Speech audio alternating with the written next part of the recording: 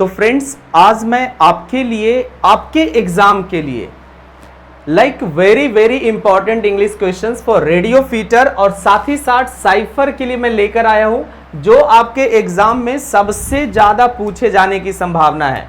अगर मैं बात करूं कि ये जो सारे क्वेश्चंस है ये मिक्स क्वेश्चंस है जैसे आपके एग्जाम्स में पूछे जाते हैं।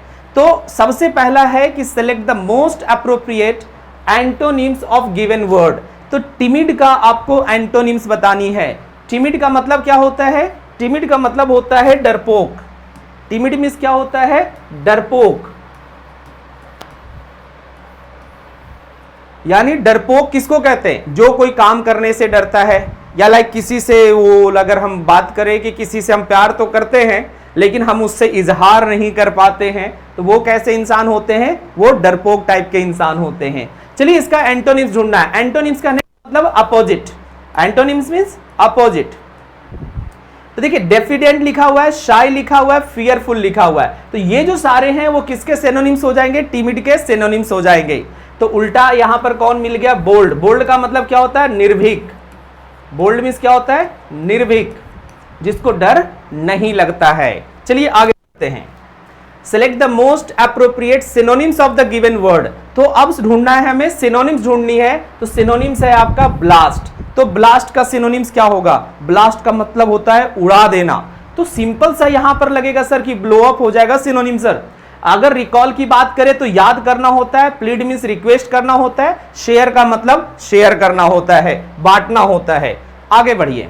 Select the option that expresses the given sentence in future tense। ये भी आपके एग्जाम में पूछा जाता है कि दिए हुए सेंटेंस को किस टेंस में लिखना है? फ्यूचर टेंस में, यानी टेंस को चेंज करना है। कैसे बदलेंगे? There are multiple facilities available for reaching the island। तो अब यहां पर फ्यूचर टेंस के लिए हमको कौन सा वर्ड चाहिए? विल चाहिए। अब विल कहां दिख रहा है हमें? एक जगह दिख रहा है। तो ये आपका सही जवाब हो जाएगा। इसमें कोई परेशान नहीं होना है, क्योंकि हैव आपका परफेक्ट टेंस होता है, हैड आपका पास्ट परफेक्ट होता है और वर आपका सिंपल पास्ट टेंस होता है। आगे बढ़िए। Select the most appropriate option to fill in the blank. We would dash to travel by train rather than bus due to the poor road condition. अब जरा समझिएगा यहां पर कि वुड के बाद यूज करना है। तो वुड से हम चॉइस के बारे में बात करते हैं। किसके बारे में बात करते हैं? चॉइस के बारे में बात करते हैं। और जब वुड से चॉइस के बारे में बात करेंगे तो आप यूज करेंगे प्रेफर। क्या लगाएंगे आप? प्रेफर वर्ड यूज करेंगे। तो यहां पर क्या लिखा हुआ है आपका? प्रेफर। तो ध्यान रखेंगे कि वुड के साथ क्या जाएगा? आई वुड या तो वुड लाइक जाता है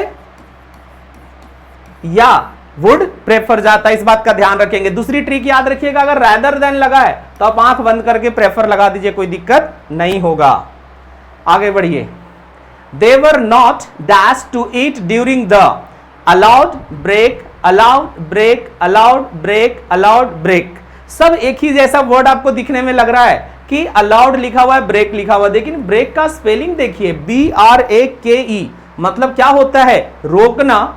अलाउड तो सही था, अलाउड सही था, तो भाई अलाउड तो आएगा, लेकिन ये वाला ब्रेक नहीं आएगा सर। कौन सा ब्रेक आएगा?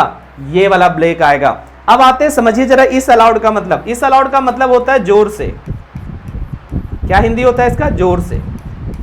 चलिए इसे कहते हैं ना स्पीक अलाउड, जोर से बोलिए। Next. My cousin likes dash root and around bush is one of the idiom in English. अब देखिए जरा, बीट बीट बीट, सब बीट बीट लिखा हुआ है। अब कौन सा बीट कहां आएगा ये आपको चेक करना है। तो बीट रूट का मतलब क्या होता है? आप लोग पढ़ा होगा कहीं ना कहीं। बीट रूट का मतलब होता है चुकंदर। क्या होता है? बीट रूट मीन्स चुकंदर। अब जरा समझिए कि कौन सा बीट आना चाहिए। ये वाला बीट आना चाहिए। और एक फ्रेज भी है आपका, बीट अराउंड द बुश, एक फ्रेज भी है। तो यहां पर आता है BEAT। तो पहले देखिए कि यहां कौन सा है? ये है और ये है, ये दोनों नहीं होगा। अब इन दोनों में देखिए, यहां पर बीट रूट के लिए क्या ये वाला वर्ड यूज होता है? तो नहीं सर। तो सही जवाब क्या हो गया आपका? 3। आगे बढ़ते हैं। He has an absolutely dash man, chest man, chest man, chest man, crazed man। क्या आना चाहिए? देखिए अगर हम बात करते हैं चेस्ट की तो इसका मतलब क्या होता है? छाती। वो भी पुरुषों की छाती को हम चेस्ट कहते हैं। अब आते हैं चेस्ट। चेस्ट जो कि V2 फॉर्म है किसका? चेस का। चेस का मतलब होता है पीछा करना। क्या करना? पीछा करना। चलिए तो यहां पर कौन सा सही जवाब होगा? CHASTE। इसका मतलब क्या होता है? चेस्ट मीन्स होता है पवित्र, प्योर। नेक्स्ट आगे बढ़िए। My brother dash dash apples during his fast. 8 8 8 8। देखिए सब होमोफोन्स दिया हुआ है, किसके साथ क्या लगाएंगे आप? तो देखिए भाई खाने की बात हो रही है तो 8 तो यहां पर आएगा। अब इस एप्पल्स की नंबर बतानी है तो क्या आएगा? फिर 8 आएगा। अब देख लीजिए ये गलत हो गया, ये गलत हो गया, ये गलत हो गया।